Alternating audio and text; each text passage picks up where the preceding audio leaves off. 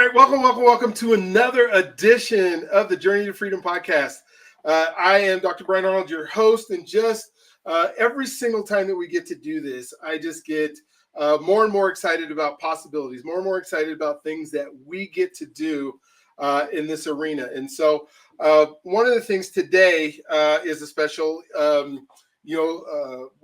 podcast for me, because I get to talk to Devin. And so Devin, if you notice, has the same last name as my last name because he happens to be my son. And so, so proud of the man that he's becoming, so proud of, his journey that he goes on. And, you try to do the best you can as a dad. And, when they grow up, you just say, okay, God, they're yours. You got to take them. And then you see what they do. And then they go through their own their trials and tribulations and things and times where they have to figure things out, right? The failures that continue to make us the people that we come, because without failure, you can't see what greatness looks like, right? Without, hardships and things, you don't know what pleasure looks like. And so it's fun to watch as my children get older and become wiser.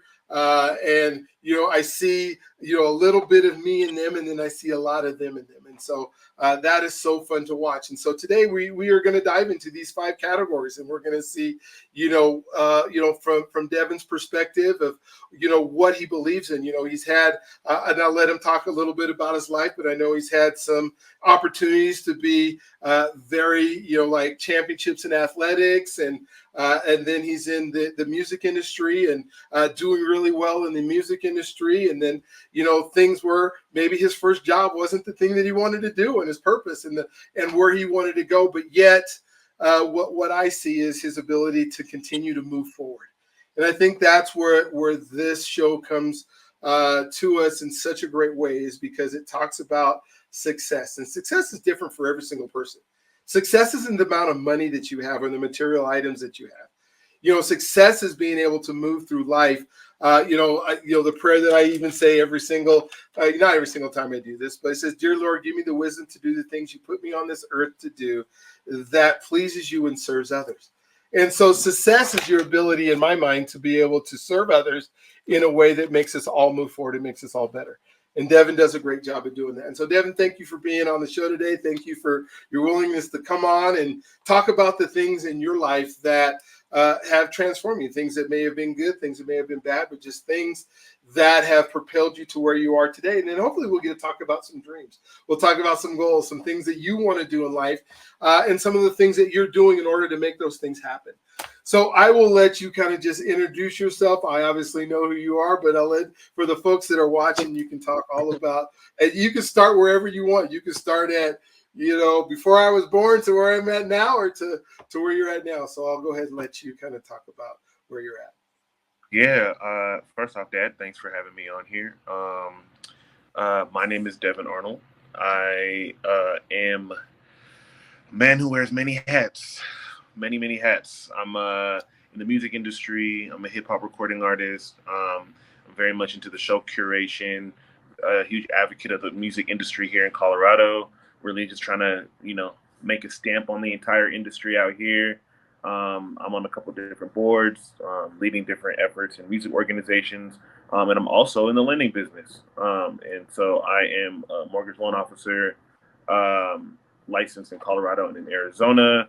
So those are just some of the things that I'm doing right now, really trying to figure out how to balance everything. But also I'm big on exploration, which is why I'm into so many things. I'm happy to be, on the podcast and ready to have this conversation. All right. I love it. So when we think about, the 5 pillars: trust, finance, faith, health, and identity, and thinking about identity, kind of walk us through the evolution of your identity. Like who was Devin before, who is Devin, in the middle of your life, and maybe who Devin is now, and where Devin might want to become, or your aspirations, and kind of just walk us through how you came to some of those identities that, because we change, right? We evolve. If we were the same persons we were 20 years ago, Oh man, that'd probably be a hard life, I think, to continue to be the same person without growing. So kind of talk to us through your story and how that works for you. think I think identity is an interesting thing to talk about because I feel like as we get older, as we grow, our identity is always changing, and like where I'm currently at the place where my identity is in probably the best place it's ever been, based on like the work that I've done, but also based on just my environment, how I was raised, conditioned, like all the things. And I think before we were adopted, I don't really feel like I had that much of an identity. Just like a kid who was just like in need of a home. And then once we were adopted, I think my identity was um, like I'm an Arnold. You know what I'm saying now? And so like my identity was like in the family too, like wanting to represent the family well, um, just wanting to just feel included. You know what I'm saying? And accepted, like and loved. And I think uh, I was talking to Dominique about this the other day, and like the first time um, I knew about my identity or like my blackness was like when I noticed somebody else noticing me, Hmm. and I think that was like probably real young, but like as I got older, I kept noticing how people noticed me, and it kind of helped shape my identity. But it's also like realizing that like our identity is really kind of whatever we want it to be. I think there's like two stages of it. Like there's like who we really are and who we want people to see. Um, Mm. like Okay. that we are, you know what I'm saying? And so like it's and we all like as humans like play the game of like we all have like a mask. And like as you get older, as you get more self aware, it's about like figuring out how to move that mask, kind of stay who you are, let people know who you really are, and not have to like not hide behind the mask, but not feel like you have to like curate the what you want people to know about you or how you want people to perceive you as much. So I think it's like an ever changing battle, and just like something that we all have to kind of focus on and pay attention to. Um, I think right now, my identity is definitely um, just somebody who's, like you said, just will keep going. I think Mhm. no matter what happens, it's like you really only lose when you quit, when you stop.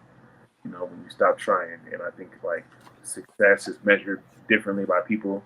Um, and I think for me, it's really just like getting up every day and having a purpose, feeling like I have something to be alive for. And I feel that way. And I'm like super happy to like wake up every day and like figure out how to make something happen. And I think that's just, I don't know, it's a part of it. And so I'm just excited to see who I'll be in the next 20 years from now. And I Mhm. don't know, just ready to continue to pay attention to that and like be self-aware and like be in my body and like be in the world and figure out who I am you know Yeah, I really like that in the way you were kind of talking about, identity and, like when you're born or when you're young, you don't know anything, right? You're just ignorant because you don't know right from left, up from down, black from right white, boy from girl. Yeah, you don't know any of that stuff. And whatever your environment is, like you were saying, kind of starts shaping that identity. And I think we take on like chameleons to the identity of the people that are around us before we start discovering who we are in ourselves and who we want to be.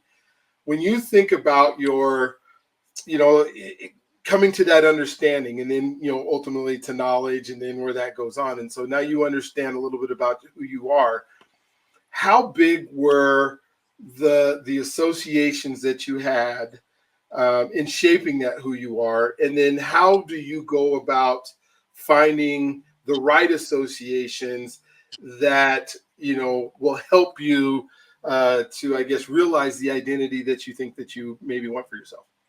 I know that was a complex question, but yeah I, I think associations are everything, and I don't think you realize it when you're a kid because you have like you know whoever you're around or whoever's in your environment, that's who you gravitate towards. Like if like when we yeah, lived on Brookside, we were in Ontario, all those the kids on the street, like we didn't like those are the people that we had to play with. You know what I'm saying? Those were the You kids didn't that we choose your around. association. So yeah, we didn't choose. After a while, you could be discerning and realize like, you know, somebody's untrustworthy. You stop rocking with them, or you stop, you know, hanging out with them or whatever. But like generally, you just accept people for who they are, and you're just associated with these people. And as you get cooler, as you get older, like those people might become your brothers. You know what I'm saying? And like even if you have differing perspectives or different like approaches to life, you're still associated with those people.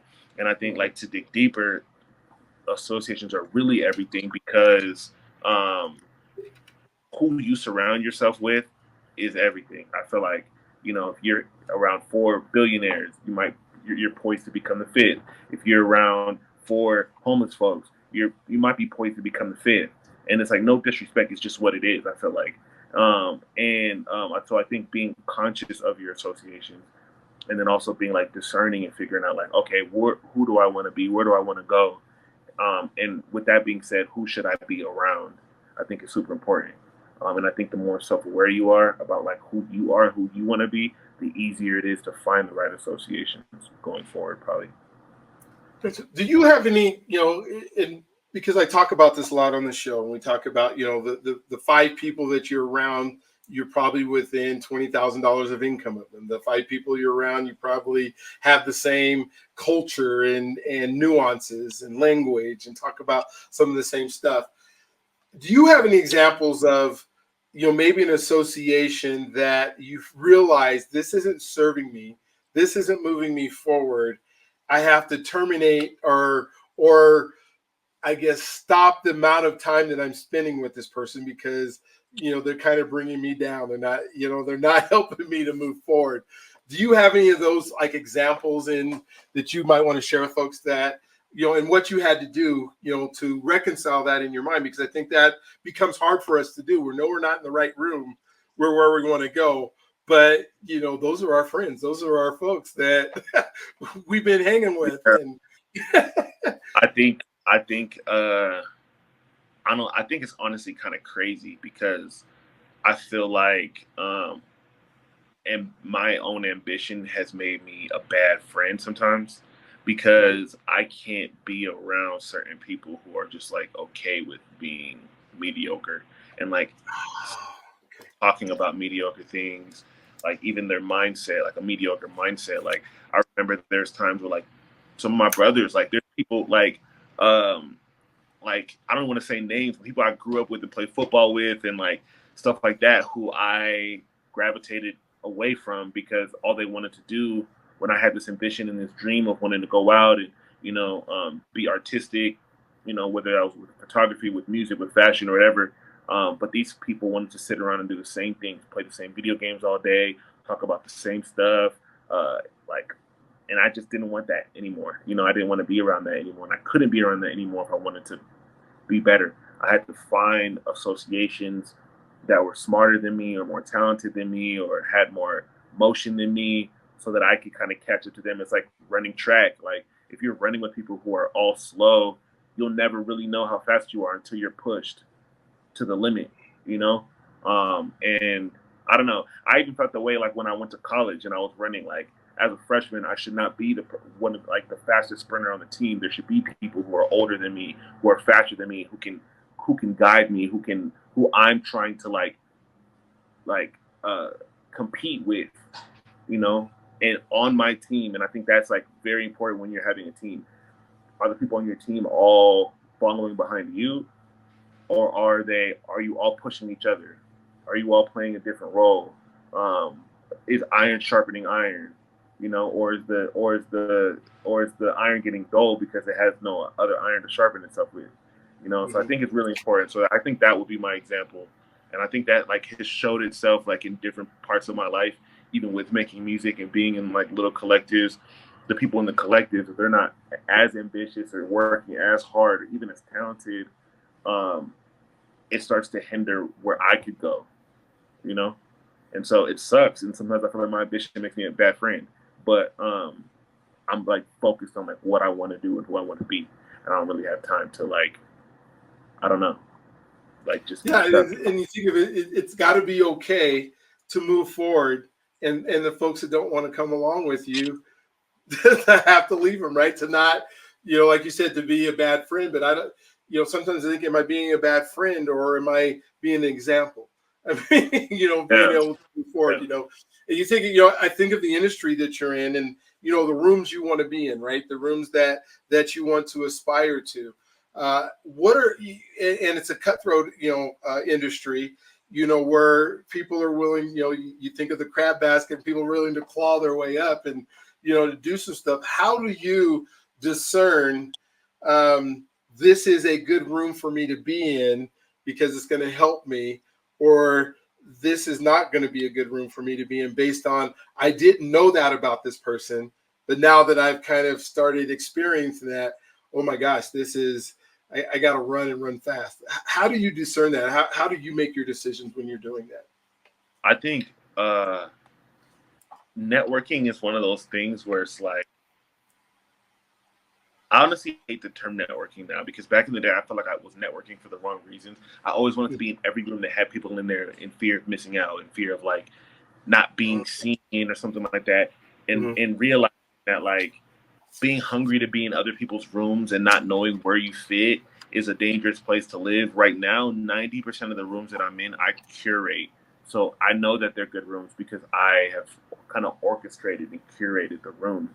Um, and that's like a safe place for me. I guess the uncomfortable place would be like going to certain things and seeing if it's a a good place for me. But I think before I even show up, I have to ask myself like, what am I expecting to get out of here? And Okay. based on what I know about who's going to be in attendance or what this event is about, do I think that I'm gonna like get that?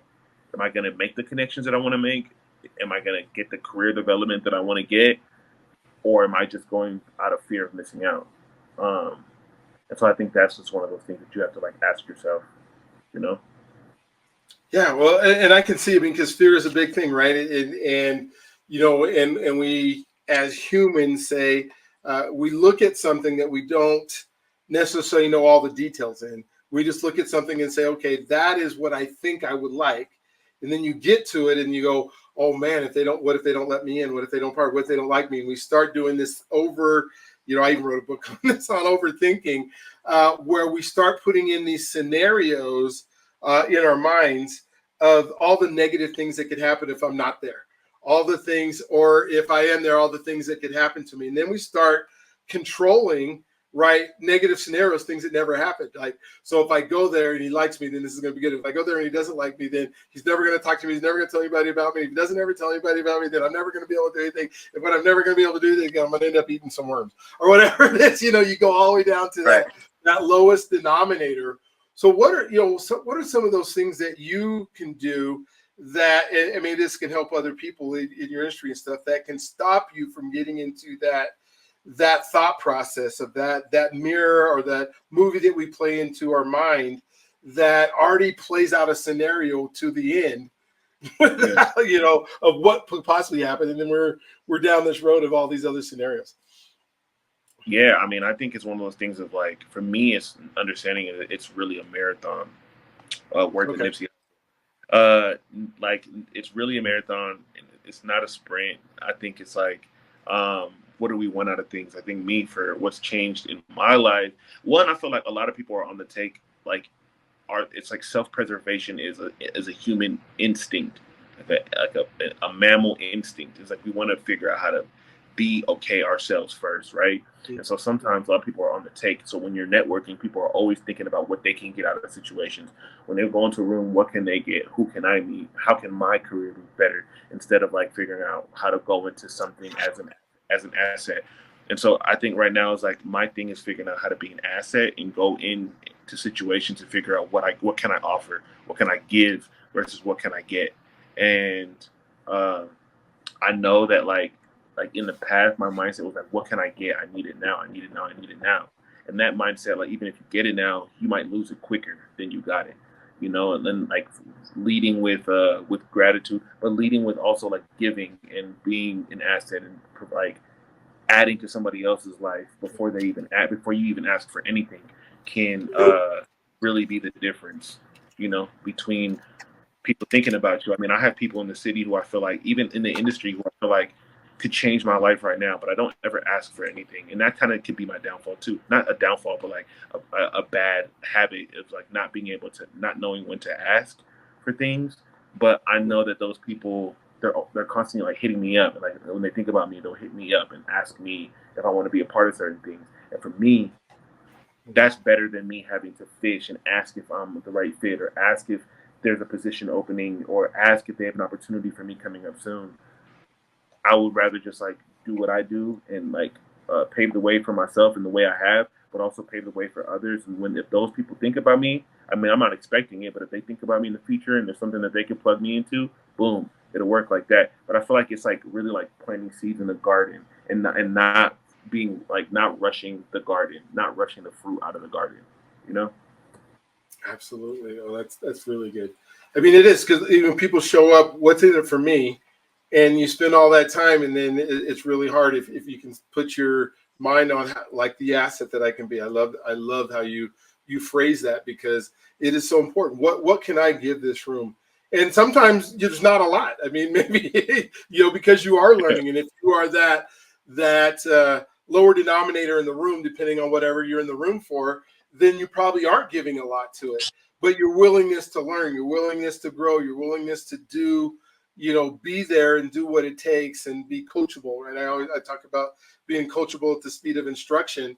Those are the people who tend to win, not the folks that go in there like, hey, I'm the deal. You need to give me stuff, instead of what can I do to learn? And that's what I love about, my opportunities to be in these lower rooms, and then eventually move into, to the top of the room. And then you kind of just, I don't know, you graduate out to the next room, but always growing in the process. What am I willing to give?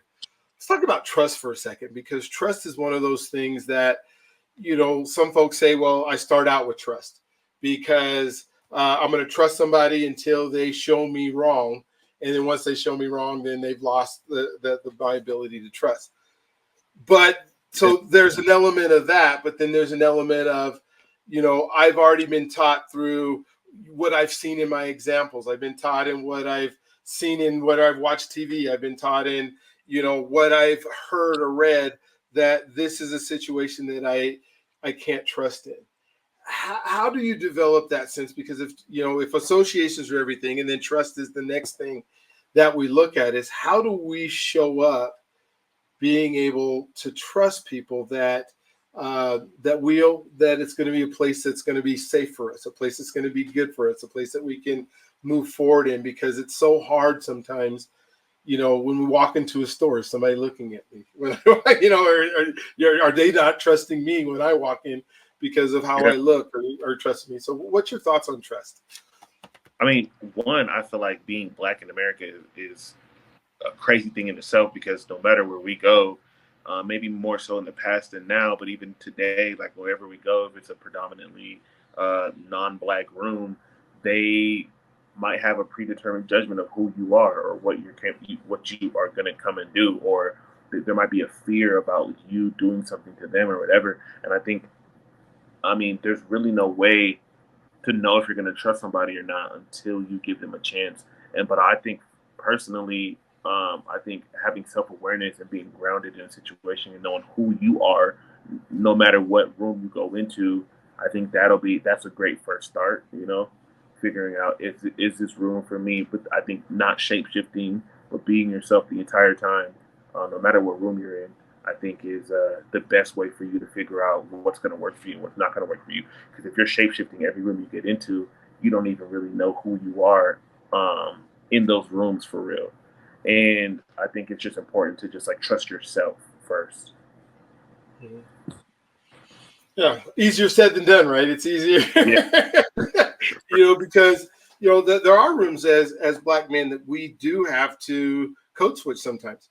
We have to go in there, and and the way that I act at my house, and folks do it anyways, just business environment basis, home environment, Yeah. environment when you're with your your friends that you hang out with all the time, compared to how you're in rooms that you haven't been in very often. And so, I mean, I think all of us do that, but I think there's, even for Black men, just knowing our history, knowing that the systems that have been set up, it hasn't been a great world for black men, in the last the country for black men, in the last 400 years or whatever it is. And so, how do I get to show up to make sure that people get to see me, right? Because if they kick me out of the room before I ever get to show who I am, then is that a loss for me or a loss for them? And I'd want to say it's a loss for them, but it's a huge loss for me if I never get to express myself and move up and stuff. And so,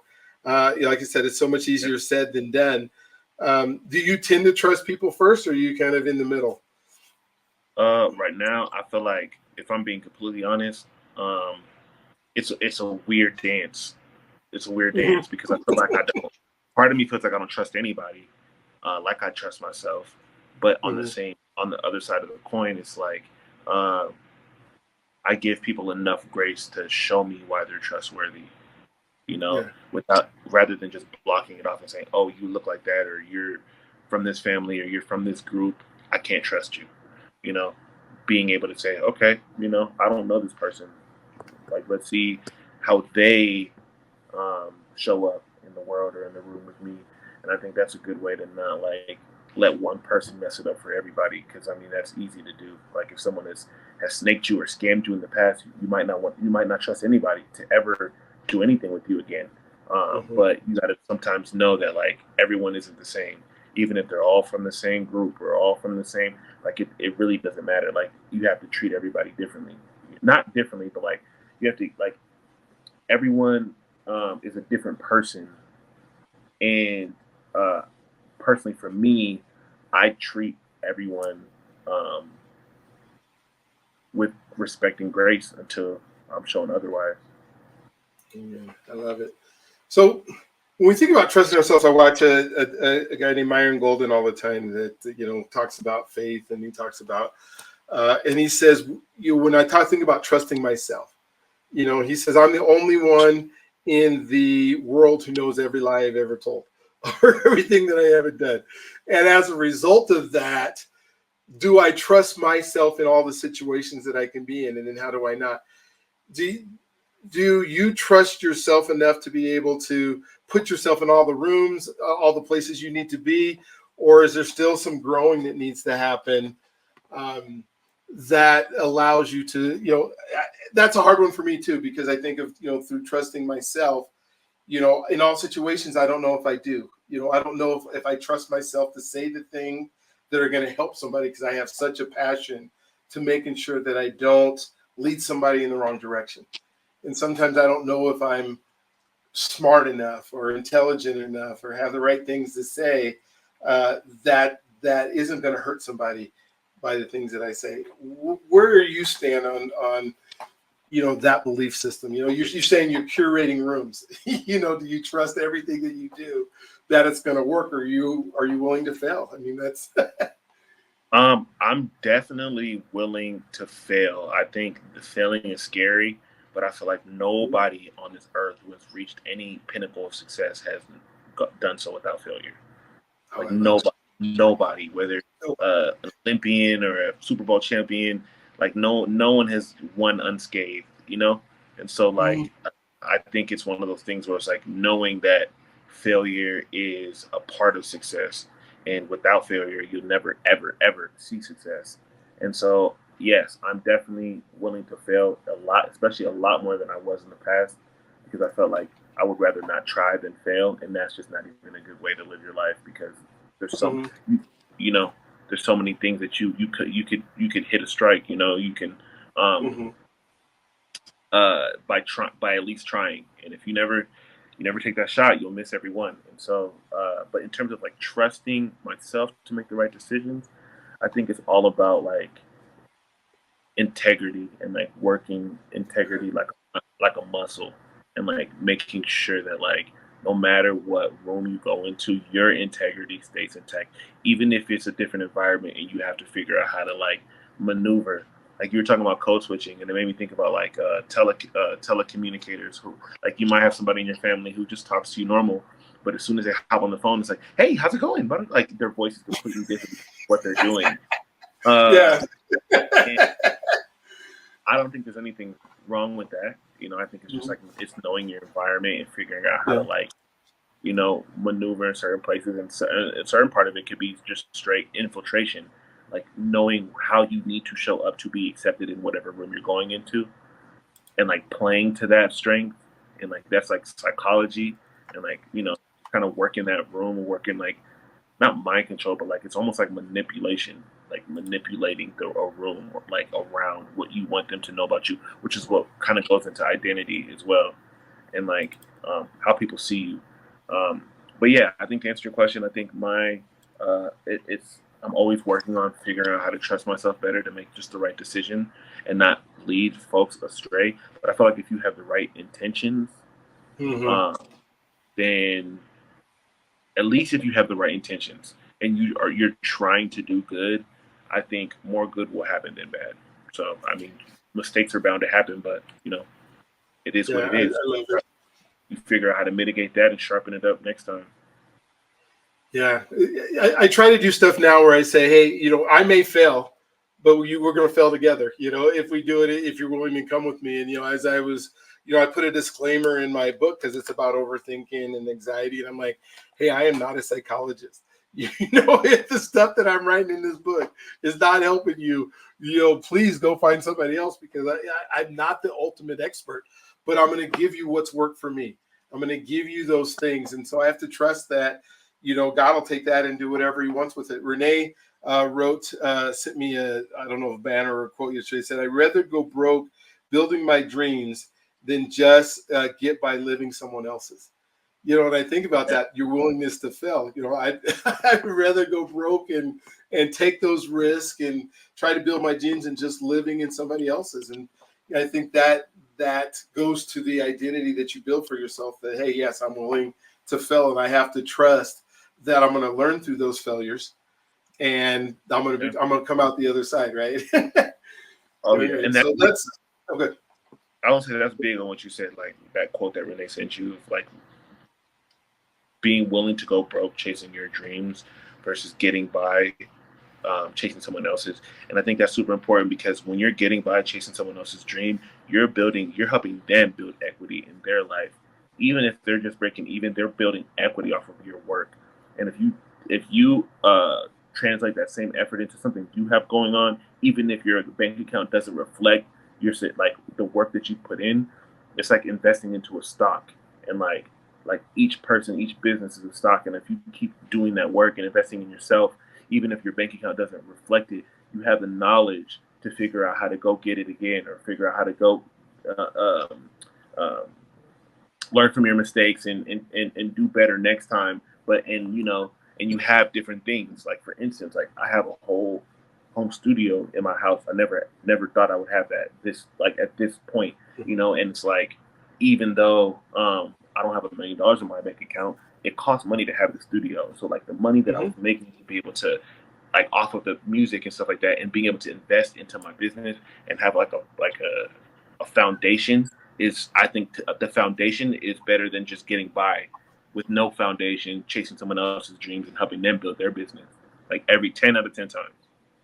Yeah. So it kind of on this trust and identity, words that we're going through.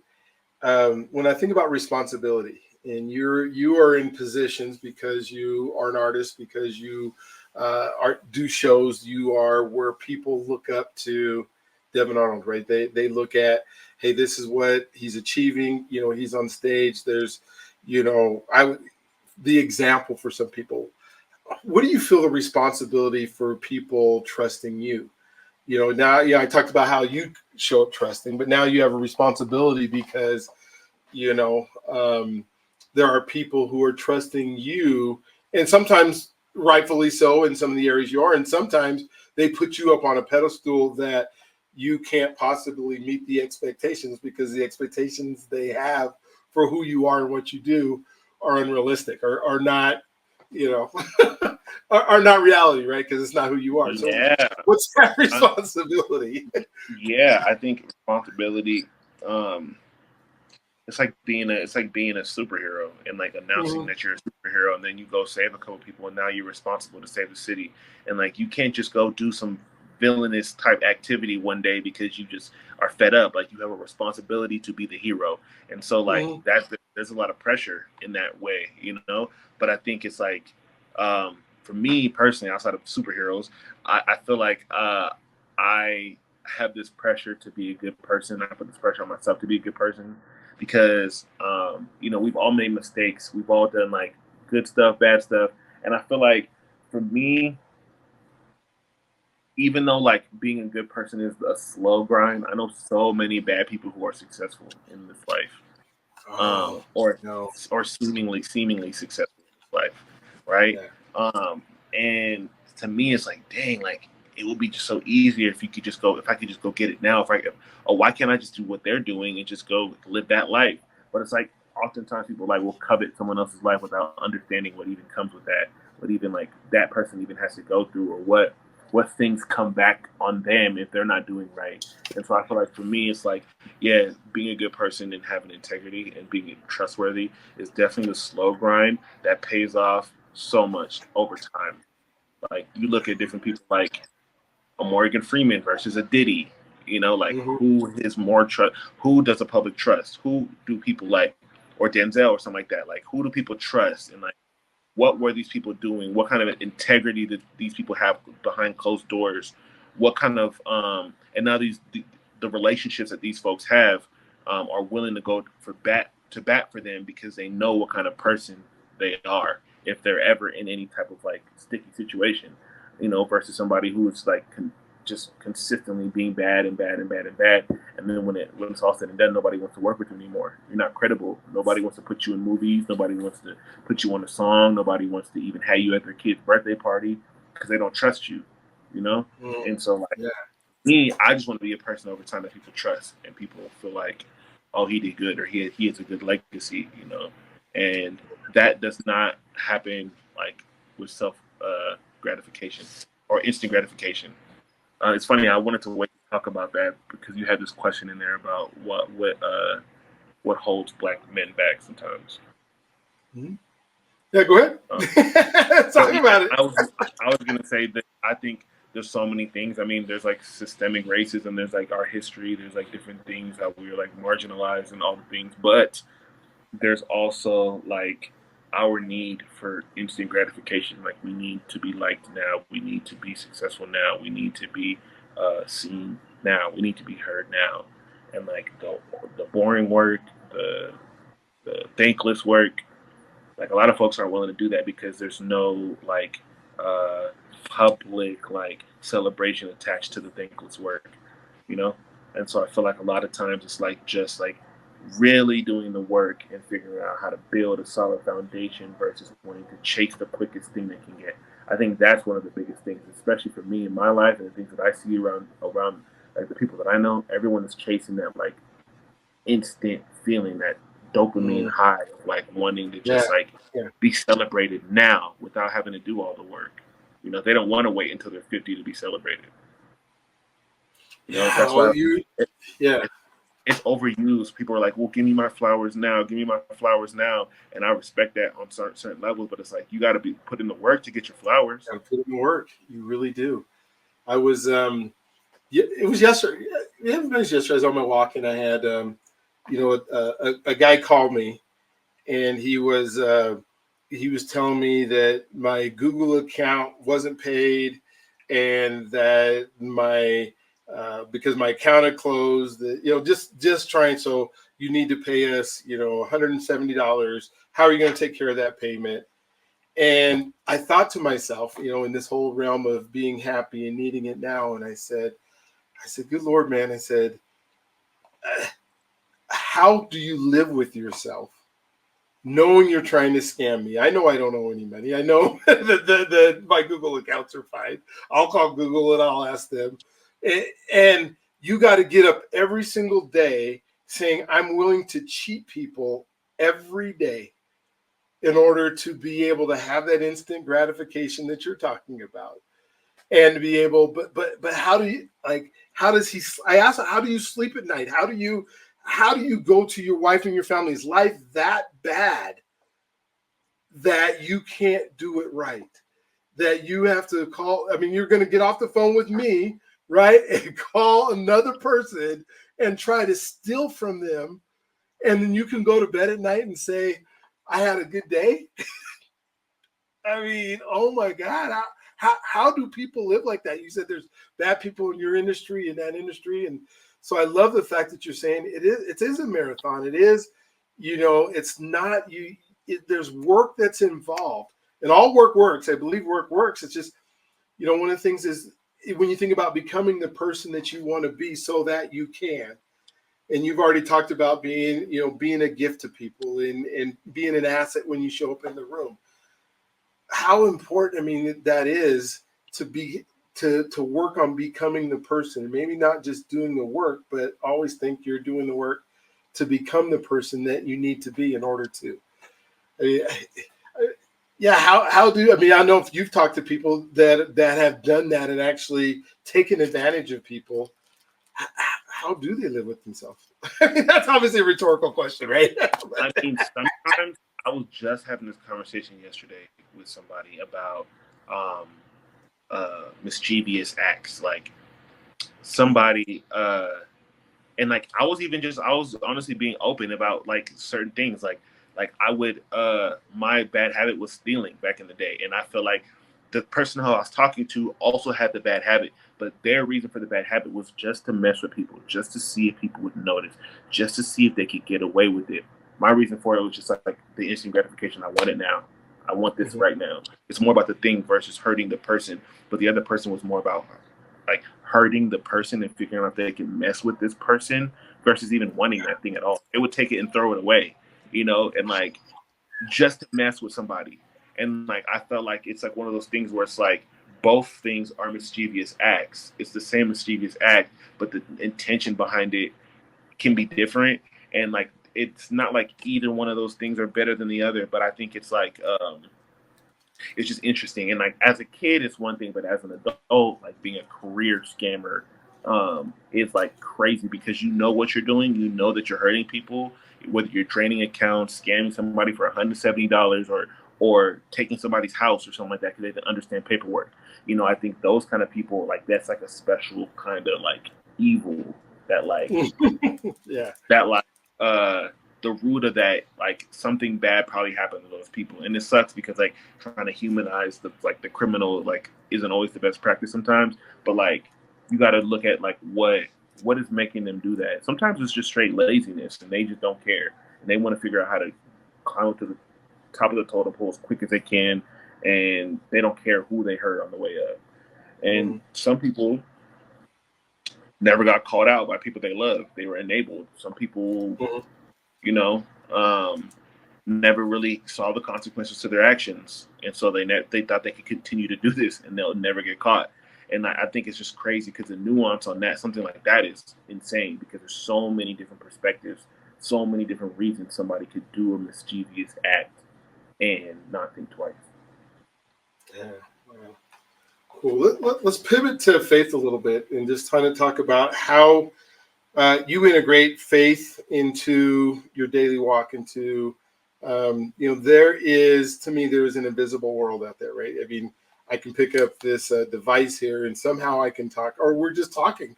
We're not in the same room. We're not even, Right. within a mile of each other. And we're having this conversation. And so, how do you integrate your beliefs and your faith and who you are into the things that you do? I mean, we kind of started talking about it here with just the, being a good person and doing things right. But how does that work for Devin?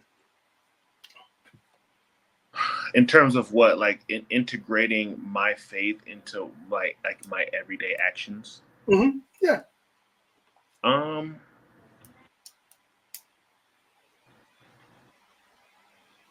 is it wrong to say that it's less about faith and more about knowing? Because like I feel like faith is like sometimes it's like having faith that something might be real or having faith that someone might come, but like versus like knowing that like I am a good person. I do have integrity, and every time I make a move, I need to move with that integrity. I need to move with that in mind. I need to move like somebody is watching me, even if no one is watching me. Um, and like I don't know. I think for me that's kind of what it is. Like moving every day. Like I won't get away with anything, even if nobody sees, even if nobody is there to call me out.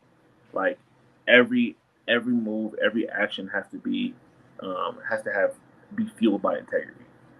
And I Mhm. think that's kind of what it is for me. But like knowing that I have integrity, knowing that I want to be a person that people says this dude has integrity, like really drives me to do good in my everyday life and to like have integrity with every decision that I make.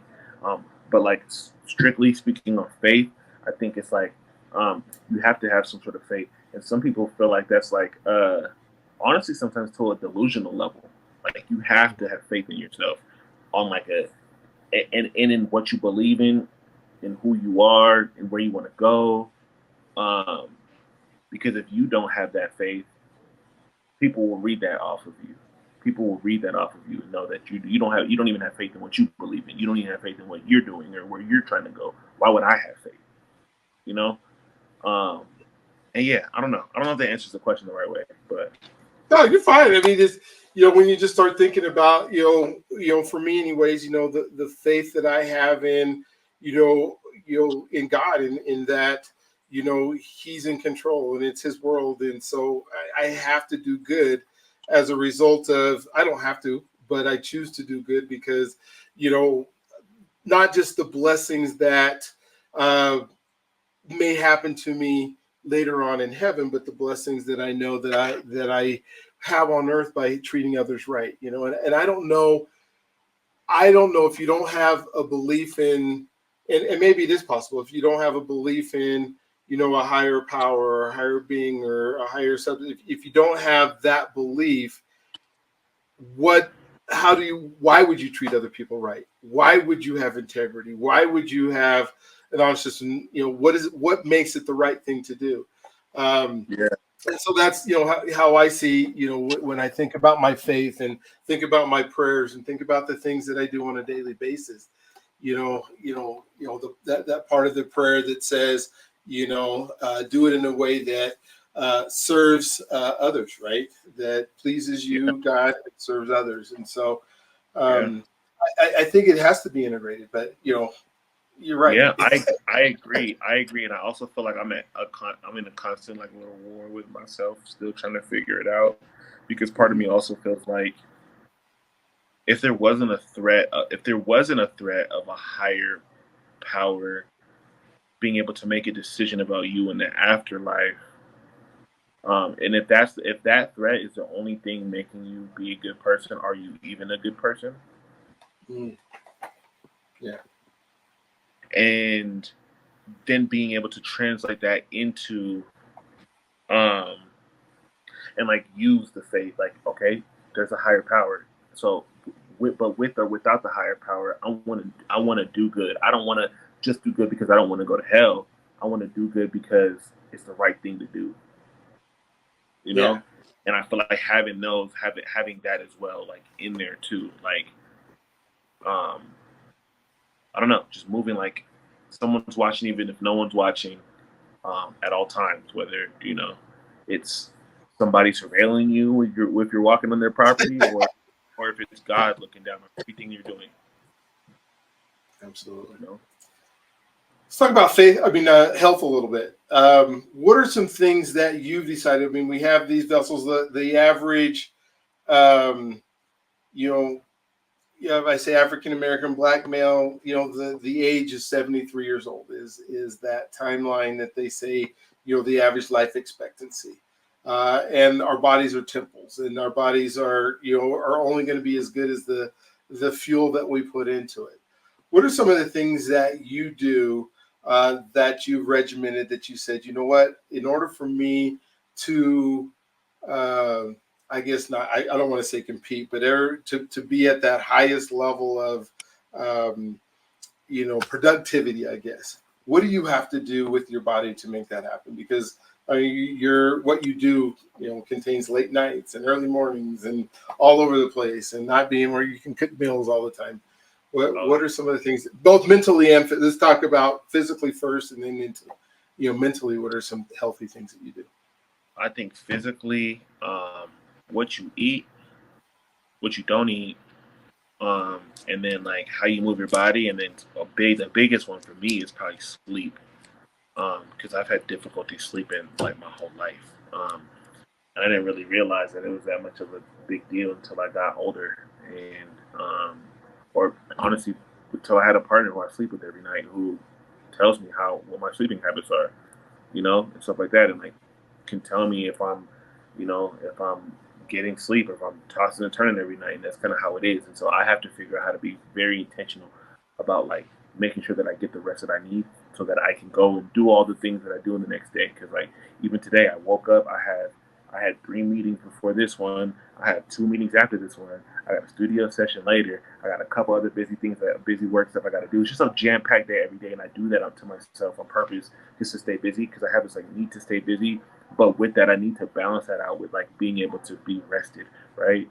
And making sure that I'm actually eating and not forgetting to eat, and like um, moving my body, going outside, touching the grass, like being in nature a little bit. And so like I think physically that's kind of what it is for me. And then I think uh, mentally just being able. I mean, I'm still figuring it out. To be honest with you, I'm still figuring it out. I think figuring out how to have like some isolation time, like so I can be in my own thoughts, but also like being able to trust other people with my thoughts, being able to talk to different people about how I'm feeling, um, and then also like self care. I'm trying to figure out how to do self care. I don't even know what that looks like for a Mm-hmm. man or black man at that, but I'm really trying to figure out how to like care for self and figure that out. It's definitely like a thing I struggle with a little bit, but I think my ambition and like my willpower to like be somebody, be great, like keeps me healthy on the mental level. Do you think there's seasons of running and then resting, or is it like a daily thing that you're supposed to do? Or there seasons that you have to run at it head force all day long, 12, 15, 18 hours a day, and then there's a season that maybe it's 3 months down the road if we finish this project and we rest for a little bit. What's your thought? Is that something that needs to happen every single day, or is it's okay to have seasons of hitting it hard? I don't even know at this point. I'm definitely like somebody for the last like as far as I can remember, to be honest with you, has been like every day, every day, all year round. I'm doing something like there's no rest, but I think that does impact me. I don't really know what I should be doing differently because it also like being inside of my head and left to my own devices with not anything to do or like not as much to do like drives me kind of crazy. And so like I feel like I always need to be doing something. I have this like overachievement thing. Overachievers. It's like I was in therapy and like they were talking about achievement and like the pitfalls of being an overachiever, and but also like the benefits of achievement and figuring out how to have that balance and still be healthy while wanting to achieve things and go after things and not like because oftentimes for me it's like I'll work, and then I'll get something like my music is playing the radio on my state and like I'm not as happy as I should be. I feel like, like it's like I look at it like it's like making my bed every day. Like it's something that's supposed to happen. Like that's supposed to happen. Like because I'm trying to get here, and it's almost like nothing, no win is ever good enough, and I think that's a dangerous place to be in. So I'm trying to really figure out how to have that balance and figure out how to take rest. But to answer your question, I don't think it's in seasons for me. It's literally year round, and I get rest when I can. Gotcha. Do you find rest in doing something you love? Yeah, yeah, Okay, yeah. I gotcha. think if I was if I was the same amount of busy but working for someone else, I'd be miserable. Like Mm-hmm. absolutely miserable. Um, I like working with people though. I don't want to be the kind of person who's like I'm hard to work with because I don't want to work for anybody. But like I like working with people. I don't like working for people. You know what I'm saying? Um, but like yeah, I think doing the things that I love, like going to make music. And I have to realize, like now, like especially after this time, like I'm on the job when I'm in the studio making music. I'm on the job when I'm spending hours and hours and hours writing songs and doing different things, writing strategy and all this stuff. Um, but it does give me rest because I'm doing what I love. Mm. And I don't know if I would want it any other way, you know? And but I still got to figure out ways to have actual real life rest, Real life rest, yeah. real life self care. What do Black men go do? To, I mean, we're in Colorado. We're in a beautiful state, so like going outside, going. I know you go camping a lot. You've been doing that for a minute, but like going outside, going to different bodies of water, or going to different things like that could be something cool. But like other than that, like if you're not in Colorado, like let's say we were living in the projects, like what does self care look like in the projects? Yeah, I'm with you. Wow, what a thought, right? When Yeah, you don't have those options to be able to do stuff, how do you get rest? When you yeah, think of, am I safe or am I not safe? How do you get rest when you don't feel safe? yeah, All those things, like, for me, like doing this, when I get the chance to publicly speak or talk to people or, invest in people's lives, to me, that's where the energy comes from. That's what I love to do. But you talk to somebody else and they say, if I got to go public speak or I have to be on stage or do something like that, they're freaking out. Like, this is the worst day of my life. I'm so scared. I'm so nervous. So I think for each of us, it's a different thing. And I think we can achieve rest within some of the things that God has put us on this planet to do. Right. If yeah, you are in purpose and you are walking the way that he would have you walk and doing the things that he designed you to do, that's where I think some of the rest is. Sometimes I think our Western society has put us in this place that has determined, or the things that we have to go do stuff in order to create rest. Like you go on a vacation to rest, right? But then you go visit every place that's in that place that you go on vacation at, and you're more tired when you come back from vacation than you were when you left, right? It's right. not rest. You're working in a different place. It's different. So I think that whole thought process of achieving rest is something that, whether it's meditation or whether it's getting the energy from the earth or whatever it is, that we just have to find those places that give us peace. And maybe the question was wrong to me asking you about rest, because it's a fun one to ask, but it is. It's those things. So Yeah, I we mean, are, yeah, that's a trip. yeah, We've been going 57 minutes, which is awesome. We've been talking that long right yeah, now. And so what I want to do is I would love to, anything that you think that would be helpful or anything that you would love to share that we didn't get to, that didn't we get talked to, take a few minutes and just share with folks who are going, hey, I want, I'm in the entertainment industry, and and I want to have my song on the radio, or I want to be on stages and I want to do stuff, what are, and I think you've really given a viewpoint of who Devin is and how it is. But if there's anything that you think would be helpful for somebody who's saying, oh man, this would be cool, what would that be? yeah. I would think is like going back to faith, having the faith of a mustard seed. But like really having like a delusional level of faith in yourself, like when you want to do anything, because you got to know that you have to visualize it. You have to visualize it. You have to figure out how you want to get there, and figure out how to get there, and then actually do the work and execute. And all of that is going to take a lot of time. There'll be a lot of no's. And I think at the end of the day, don't. My advice to people, if it was specific to like an artist wanting to become somebody who people listen to or go see or go listen to on the radio or whatever, it would be like, don't rush to be seen.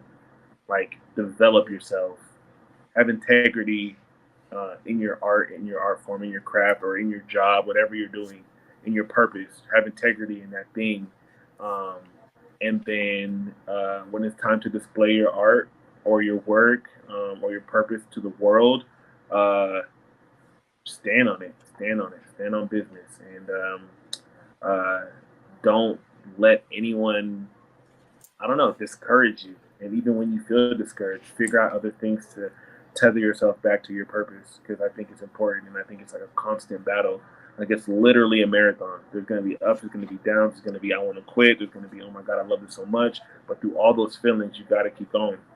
Gotta keep going. Um, and just develop yourself. Like uh, don't be caught up in what everyone else is doing or the fear of missing out, and just I don't know, figure out how to be proud of you. How to if you're proud of you, if you're proud of your integrity, if you're proud of the man you become, other people will be proud of the man you become. Other people will be proud of the work you do. Other people will be proud of the friend you are and all that stuff. And so I don't know. Yeah. I love what you just said there. Don't rush to be seen. And what I just in my mind added to work on becoming the person that can handle being seen. Yeah. Right. So when you do hit that and you've all the work that you put in and the time that you spent and you becoming that person, then when you are seen, now you're that person that makes a difference in somebody else's life, which is different than our instant people, right? That we read about in tabloids, that that we're seen instantly and are not the person that should be seen. And you just look at their lives, and go, oh my God, that person is miserable, or that person takes his life. Or I was watching that Hunger Games movie the other day and thinking about the character in there. You would think he was at the pinnacle that was, the game master, whatever. And during the filming of the third show, he commits suicide. He's like, you go, but you have everything that everybody's aspiring to be, right? You're this famous actor that's in all these movies and making all this money, but you're not that person that can handle it. And so I love it. Don't rush to be seen. I'm going to take that away from this conversation. So thank you, Devin. Thank you for taking the time out today to be on it. I'm so proud of you and proud of the man that you are and the man that you continue to become. And so I would just encourage you to keep it up.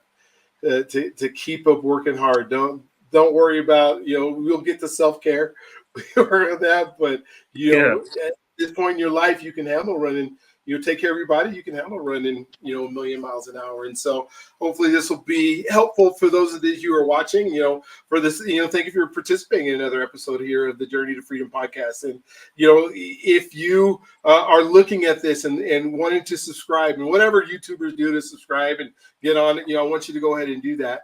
But just take what you can take, the lessons that we talk about today, apply them to your life, apply them to the things that we do. And success is just around the corner the way that you would love it for it to be. So again, thank you. And we'll look forward to talking to the rest of you on the next one. Have an amazing, awesome, just incredible day today. And I would say, don't have a great day. Make it a great day because you have the ability to be able to do that. We'll talk with you guys on the next one. Yep. Thanks for having me. All right.